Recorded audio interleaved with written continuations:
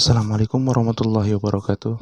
Kembali lagi melanjutkan pembacaan buku dari Psikologi Suami Istri karya Dr. Thariq Kamal An-Nuaimi.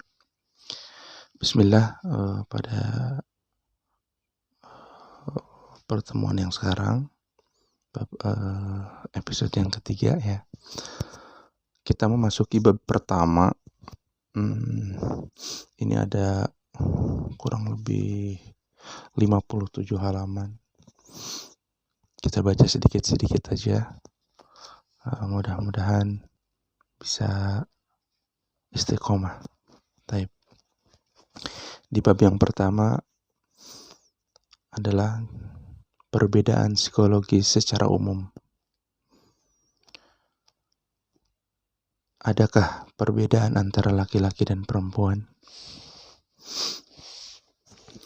Allah Subhanahu wa Ta'ala telah menciptakan alam yang luas ini dan satu sama lain saling berkaitan. Tidak ada yang mengetahui secara pasti kapan permulaan dan akhir dari penciptaan tersebut.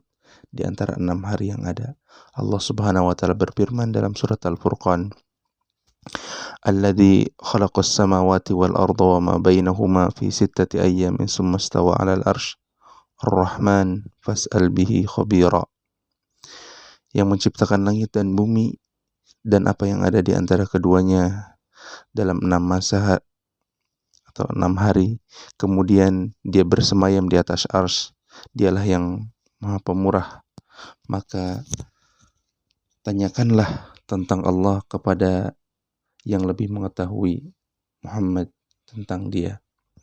Allah Subhanahu wa Ta'ala adalah zat yang maha menguasai dan memelihara semua yang telah diciptakan. Tidak ada yang bisa menentang dia dan semuanya berjalan sesuai perintahnya. Allah Subhanahu wa Ta'ala berfirman dalam surat Yunus ayat yang ketiga, Inna rabbakumullahu alladhi khalaqas samawati wal arda fi 6 ayyamin tsumma istawa 'alal arsy yudabbirul amr ma min syafi'in illa min ba'di idnih. Sesungguhnya Tuhan kamu ialah yang menciptakan langit dan bumi dalam 6 masa. Kemudian dia bersemayam di atas arsy singgasana untuk mengatur segala urusan. Tiada seorang pun yang akan memberi syafaat kecuali setelah ada izinnya. Di antara ciptaan Allah adalah bumi yang kita tempati untuk hidup, yang di dalamnya terdapat bermacam-macam makhluk. Ada yang hidup di daratan, ada pula yang hidup di lautan. Manusia juga termasuk ciptaan makhluk tersebut. Allah Subhanahu wa Ta'ala telah menganugerahkan jalan hidup dan kesinambungan bagi semua makhluknya. Allah Subhanahu wa Ta'ala berfirman dalam kitabnya yang mulia di dalam surat Yasin ayat yang ke-36, Subhanalladzi khalaqal azwaja kullaha mimma tumbitul ardu wa min anfusihim wa mimma la ya'lamun. Maha suci Tuhan yang telah menciptakan pasangan-pasangan semuanya, baik dari apa yang ditumbuhkan oleh bumi dan dari diri mereka maupun dari apa yang tidak mereka ketahui. Untuk kelangsungan dan langgengnya kehidupan, Allah menciptakan laki-laki dan perempuan dan menjadikan hubungan antara keduanya dengan suatu cara tertentu untuk merealisasikan tujuan tersebut. Ini adalah kehendak Allah Subhanahu wa Ta'ala. Allah tidak berkehendak menjadikan manusia seperti makhluk-makhluk lain yang naluri seksualnya dibiarkan berjalan tanpa kontrol kesadaran dan hubungan antar jenis dibiarkan tanpa ada aturan. Tetapi Allah menetapkan suatu aturan yang sesuai demi kemuliaan manusia. Aturan tersebut bertujuan untuk menjaga kemuliaan dan kehormatan manusia. Allah lalu menjadikan hubungan antara laki-laki dan perempuan sebagai hubungan yang agung yang dibangun atas dasar kerelaan antara keduanya. Islam telah menyerukan, menganjurkan, dan memudahkan pernikahan dan telah menetapkan hukum untuk mengaturnya. Tidak ada yang meragukan bahwa pernikahan adalah bentuk terbaik untuk menyalurkan naluri antara laki-laki dan perempuan. Allah telah menganjurkan kita untuk menikah dalam beberapa ayat Al-Quran, di antaranya di surat Ar-Ra'd ayat 38, Allah Subhanahu wa taala berfirman, "Walaqad arsalna rusulan min qablika wa ja'alna lahum azwaja wa dzurriyyah." Dan sesungguhnya kami telah mengutus beberapa rasul sebelum kamu, dan kami memberikan kepada mereka istri-istri dan keturunan. Allah juga berfirman di dalam surat An-Nahl ayat 72, "Wallahu ja'ala lakum min anfusikum azwaja wa ja'ala lakum min azwajikum banin wa hafadatan wa razaqakum minat thayyibat." Allah menjadikan bagi kamu istri-istri dari jenis kamu sendiri, dan menjadikan bagimu dari istri-istri kamu itu anak-anak dan cucu-cucu, dan memberimu rezeki dari yang baik-baik. Rasulullah Sallallahu Alaihi Wasallam juga menganjurkan kita untuk menikah. Banyak sekali hadis-hadis Nabi Sallallahu Alaihi Wasallam yang menguatkan hal tersebut. Di antaranya adalah ada 4 hal yang termasuk sunnah para Rasul, yaitu memakai inai, memakai harum-haruman, bersiwak, dan menikah. Kemudian di hadis yang lain, "Wahai sekalian anak muda, barang siapa di antara kalian mampu untuk menikah, maka menikahlah. Sesungguhnya nikah itu lebih bisa menundukkan pandang dan lebih menjaga kemaluan atau farji. Dan barang siapa yang belum mampu, hendaknya ia berpuasa. Sesungguhnya puasa itu menjadi perisai baginya." Agama yang agung tersebut adalah Islam, agama Allah, agama kebenaran dan keadilan, yang mensyariatkan pernikahan, menganjurkan pernikahan, dan menetapkan batasan dan hukum-hukumnya. Juga mensyariatkan talak dan menetapkan batasan dan hukum-hukumnya pula. Talak atau perceraian adalah pemecahan terbaik untuk menyudahi hubungan antara laki-laki, suami, dan perempuan, istri. Hal ini ditempuh bila dirasa antara keduanya tidak ada lagi kesepahaman dan tidak mungkin untuk melanjutkan kehidupan rumah tangganya. Sebagaimana kita ketahui, Islam tidak menyukai perceraian dan menjadikan sebagai sesuatu yang dibenci. Rasulullah Sallallahu Alaihi Wasallam bersabda, "Abghadul halal indallah at-talaq." Perbuatan halal yang paling dibenci Allah adalah talak atau cerai. Nabi SAW juga menganjurkan kepada kaum muslimin agar mengerahkan segala kemampuan dan segala yang ada pada dirinya untuk mempertahankan hubungan pernikahan. Namun demikian, kita melihat fenomena perceraian adalah fenomena perceraian telah tersebar dan banyak sekali terjadi di seluruh penjuru dunia. Di sini saya ingin menyebutkan bahwa angka perceraian di negara-negara Eropa sangat tinggi. Penelitian terbaru menunjukkan bahwa angka perceraian di masyarakat Amerika mencapai 67%. Ini baru dari pernikahan pertama. Sedang perceraian dari pernikahan kedua angkanya lebih tinggi lagi. Fenomena perceraian bukanlah karya cipta era modern, tetapi ia telah ada sejak dulu, dan sebab-sebabnya sangat beragam. Namun demikian, sebab yang paling mendasar adalah adanya perbedaan tajam antara laki-laki dan perempuan, dan tidak mungkin lagi terjadi kesepahaman antara keduanya. Siapa di antara kita yang tidak mengamati fenomena yang sungguh telah tersebar di semua masyarakat berkembang maupun yang terbelakang, di timur maupun di barat? Fenomena ini tidak terbatas pada strata tertentu. Kita lihat perceraian terjadi pada orang kaya, menengah, dan miskin. Pertanyaan yang cukup rumit dan harus kita pertanyakan juga pada diri kita sendiri adalah, mengapa dan bagaimana semua permasalahan tersebut bisa terjadi sehingga sampai pada tingkatan yang sangat sulit sekali untuk mencapai kesepahaman dan meneruskan ikatan yang sulit tersebut, yaitu ikatan pernikahan? Apakah kita menikah untuk bercerai Apakah kita menginginkan hal tersebut? Apakah talak merupakan fenomena masyarakat yang sehat? Jawaban dari semua pertanyaan tersebut adalah bukan. Lalu mengapa semua itu terjadi? Inilah yang akan kami jelaskan dalam buku ini, sehingga nantinya kita mendapatkan pengetahuan tentang hubungan antara laki-laki dan perempuan, tentang cara menghadapi permasalahan penting dan serius yang sering menimpa mereka berdua, yang mengerahkan kebahagiaan dan menyusahkan hidupnya. Lanjut ke poin yang kedua, perbedaan pokok antara laki-laki dan perempuan. Cara paling mudah untuk mengetahui perbedaan antara laki-laki dan perempuan adalah kita mulai dengan melihat perbedaan organ fisik keduanya.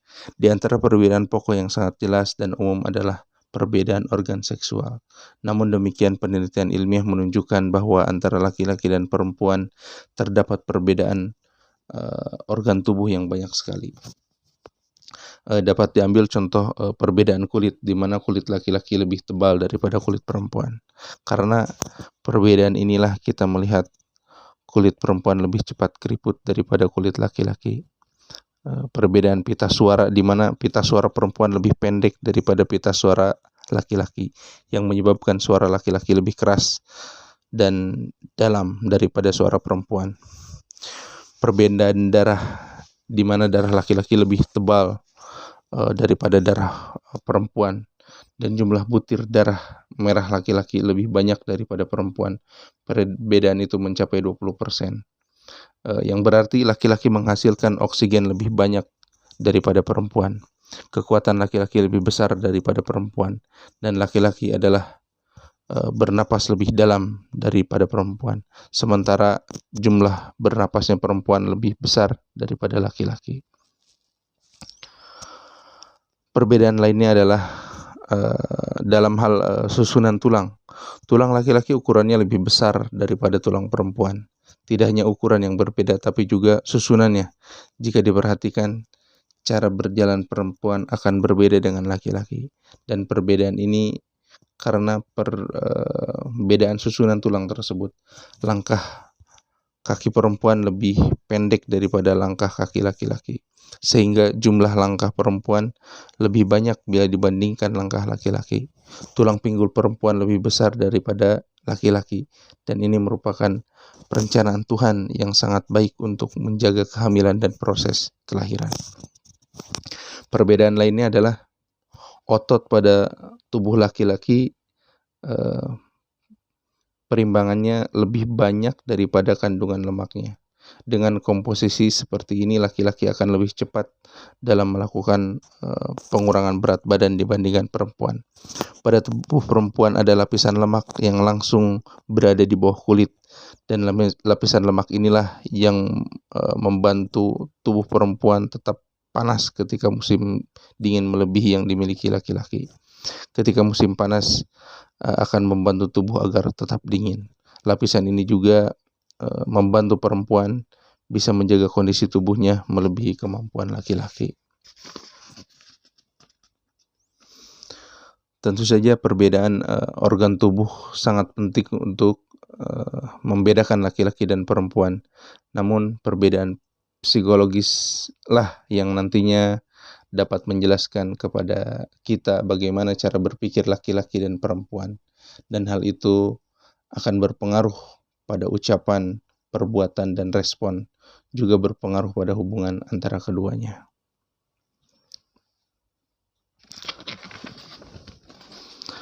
Kemudian perbedaan psikologis secara umum.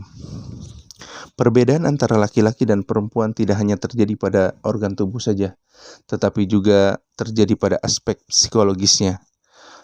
Sebagai contoh, orang yang mengamati dengan cara biasa bisa membandingkan antara laki-laki dan perempuan dengan melihat bahwa gerak intuisi perempuan lebih tinggi daripada laki-laki. Tabiat perempuan untuk memperkuat dan meningkatkan hubungan dengan orang lain lebih besar dibandingkan laki-laki. Titik lain adalah respon perempuan ketika menghadapi kelelahan dan kesukaran berbeda dengan laki-laki, sampai pada kebiasaan mengeluh dan menggerutu ketika terjadi interaksi antara laki-laki dan perempuan, keduanya juga berbeda. Kebiasaan keluhan perempuan berbeda dengan kebiasaan keluhan laki-laki. Ada orang yang berpendapat bahwa perbedaan tersebut terjadi karena adanya perbedaan cara mendidik yang dibangun atas dasar perbedaan jenis kelamin, di mana hal tersebut telah terbentuk dan tertancap pada kita semenjak masih kecil. Pendapat ini lemah sekali dan tidak didukung oleh bukti-bukti pembenar yang ilmiah. Tentu saja perbedaan masa kecil dan perbedaan sesuatu yang diajarkan oleh orang tua dan masyarakat terhadap anak laki-laki dan perempuan sesuai dengan jenis kelaminnya juga menjadi sebab. Tetapi hal itu bukanlah sebab pokok terjadinya perbedaan antara laki-laki dan perempuan. Perbedaan ciptaan antara laki-laki dan perempuan secara fisiologis atau ilmu faal alat tubuh sudah pasti ada, yaitu dengan cara menguji perbedaan susunan DNA pada tubuh manusia. Dan ketika seorang anak menjadi besar, ia juga akan terpengaruh oleh keluarganya, cara mendidiknya, dan masyarakat yang mengelilinginya. Bila kita telah mengetahui perbedaan antara laki-laki dan perempuan ini, maka sangat tidak dapat diterima akal bila kita mengatakan bahwa setiap laki-laki hanya memiliki sifat kelakian saja dan setiap perempuan hanya memiliki sifat-sifat keperempuanan saja. Dalam realitas kehidupan, laki-laki satu dengan lainnya tidaklah sama. Demikian pula pada perempuan. Laki-laki memiliki banyak sifat kelakian dan keperempuanan, dan perempuan juga memiliki banyak sifat keperempuanan dan kelakian. Dari sini kami katakan bahwa keseimbangan adalah yang dicari, dan ketidakseimbangan akan menciptakan banyak permasalahan. Laki-laki yang dalam tindakannya lebih dominan kekuatan kelakiannya daripada kekuatan perempuannya, pada batas tertentu ia akan tampak egois, berpikirnya terkonsentrasi atau memusat pada kebutuhan dirinya saja dan hanya memperhatikan dirinya sendiri. Sebenarnya laki-laki tersebut ketika itu tidak bisa berkomunikasi dengan sifat-sifat keperempuanan yang ada pada dirinya, yaitu sifat-sifat yang bisa mendorong seseorang mau memberikan perhatian dan kepedulian pada orang lain. Sebaliknya, perempuan yang dengan mudah bisa bersambung dengan sisi keperempuannya yang ada pada dirinya akan menjadi lebih banyak perhatian pada orang lain, melebihi perhatiannya pada dirinya sendiri. Ketika merasa tidak dapat mencapai sesuatu yang diinginkan, ia akan terlihat lebih banyak ekspansi, akan bertanggung jawab tentang kepentingan orang lain dan mengabaikan dirinya sendiri. Ia akan mengorbankan dirinya sendiri dan tidak merasakan hal tersebut. Kita dapat melihat perempuan tidak dapat mengutarakan keinginan yang diharapkannya ketika dia menginginkan dan tidak mampu memenuhi hati berusaha menggapai keinginan tersebut. Hal ini karena perempuan tidak begitu konsentrasi pada kebutuhan-kebutuhan tersebut. Sama halnya laki-laki yang menampakkan sifat egoisnya ketika sedang sungguh-sungguh bekerja, ia tidak mau memperhatikan orang lain karena laki-laki berpikir dengan cara memusat. Perempuan pun sungguhnya tidak mau membuka diri atau menerima bantuan orang lain ketika sedang sungguh-sungguh bekerja. Agar kita bisa merubah keadaan ekstrim ini, laki-laki harus mengetahui adanya dua sifat kelakian dan keperempuanan dalam dirinya, kemudian mengembangkan dan berusaha menyeimbangkan antara keduanya. Demikian pula bagi perempuan, ia juga harus melakukan sebagaimana yang dilakukan laki-laki. Bila kita bisa menyeimbangkan kekuatan tersebut dalam diri kita, maka tidak saja hubungan dengan orang lain akan membaik, tetapi juga akan membantu kita untuk selalu mencipta dan kreatif. Agar dapat menyeimbangkan keduanya yang ada pada diri kita dengan baik, perlu diketahui bahwa dengan tabiat yang ada pada kita, kita akan selalu tertarik pada kekuatan pelengkap lain yang ada pada diri kita.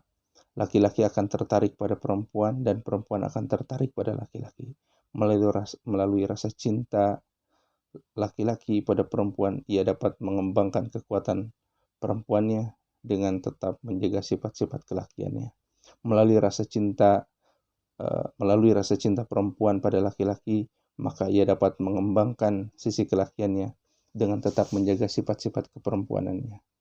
Ketika kita menyukai dan menghormati perbedaan kita, maka kita akan dapat mencapai keseimbangan yang dicari tersebut. Baik. Mungkin sampai sini dulu. Nanti kita lanjut lagi di halaman selanjutnya. Assalamualaikum warahmatullahi wabarakatuh.